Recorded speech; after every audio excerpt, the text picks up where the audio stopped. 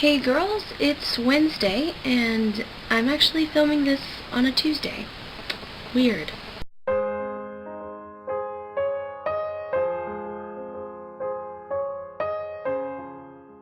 Keeping up with Megan's theme of recreating a 5 Awesome Girl video and as a way of showing our respect and appreciation of them and just paying homage to the people that inspired this whole channel, I'm going to recreate a 5 Awesome Girls video.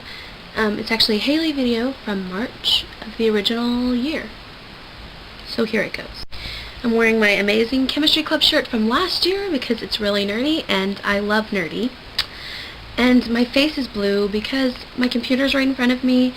Even though the screen isn't blue, it always makes my face blue, and I'm sorry. If you'll remember a few weeks ago, back when it was November, I tried to do something really insane. I tried to write 50,000 words in a month. As I've told you, I didn't actually make 50,000 words, but I've done better than I have in any other NaNoWriMo year, so I considered myself accomplished.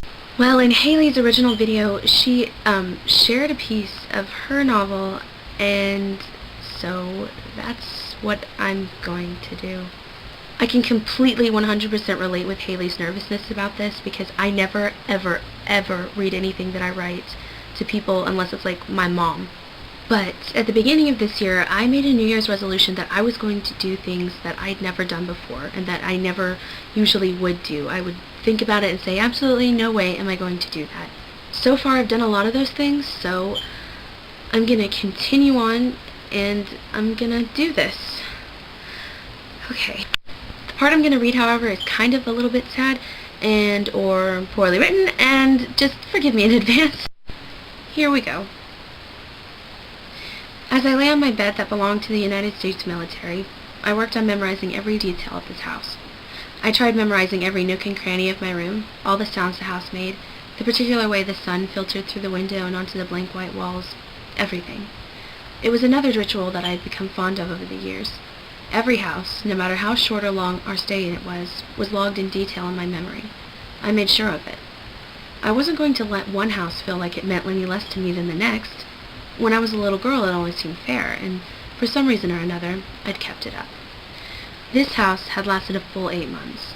It was a pretty good amount of time for us, to be honest, and my having to move out of it despite its small size was a particularly sore subject for me, especially since it meant that my father was being deployed again. My father, the Master Chief Petty Officer, had been deployed twice already in my lifetime. Each time he was stationed on a ship far away from me, my brother, and our mother for months at a time.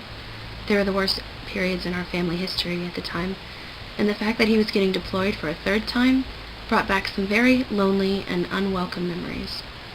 This might have been why my mother had left us 5 months ago. Then again, it might not have. There was no way of knowing with her. I felt tears fill my eyes as I thought of my mother, a reaction that angered me more than her absence. Quickly blinking away the tears, I reached for my bag that sat leaning against the side of my bed. I pulled it up and dug through it for a few minutes before my fingers found what they were looking for. The letter was 2 weeks old and already worn out. I sat up on my bed and unfolded it, smoothing it out in my lap. I didn't read the words. Didn't need to either. I knew them by heart. Instead, I focused on the physical aspects of it. The paper was soft to the touch and weathered, the folds and creases of it creating patterns that, at this time, my eyes knew well. My mother's loopy, elegant script filled the page, turning handwriting into an artwork, as they always did. It was easier for me this way, I think, to take in all the physical parts of the letter rather than any of the words.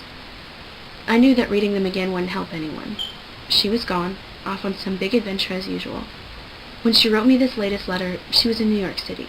God only knew where she was now. I closed my eyes, a single tear escaping and sliding down my cheek as I did, and softly touched the back of the letter with the tips of my fingers, feeling the indentation her pen had made on the paper. I brought the letter to rest against my chest, feeling a crushing sadness begin to wash over me. Maybe this way we could be connected.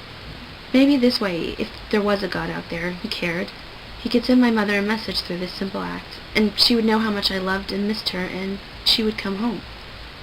I sighed heavily, opening my eyes. What a silly thing to think.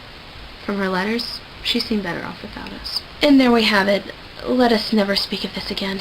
Megan, I absolutely adored your video. The original video by Lauren is probably one of my all-time favorite 5 Awesome Girls videos because it was just so completely inspiring, and I don't even know what to say. I just love that one, and I love to watch it because it makes me feel kind of good about myself, and it gives me more confidence to post videos because no matter what people say, I'm not doing it for them. I'm doing it for you girls, and yeah. Also because of your video, I don't care that I look like utter crap today, which I do, but because of your video, I don't care. Also, your video really made me listen to the song that's in the original and in yours too, and I was listening to it and I realized that it's a song about Firefly. I love Firefly. Lauren, I haven't gotten to see your video yet because I am making this on Tuesday because I'm going to be really busy all day tomorrow, and I'm sorry, but I still love you. Wanda, it was so amazing to see you back on the channel. You have no idea how much I've missed your videos. And your Project for Awesome video rules. I loved it. Hayley, today's your birthday. I uploaded your birthday video earlier, and hopefully you watched it by now, and hopefully you watched the whole thing because we worked really hard on it. And I worked really hard putting it together, and it was a group effort, and it was awesome. And I just hope you have a great day.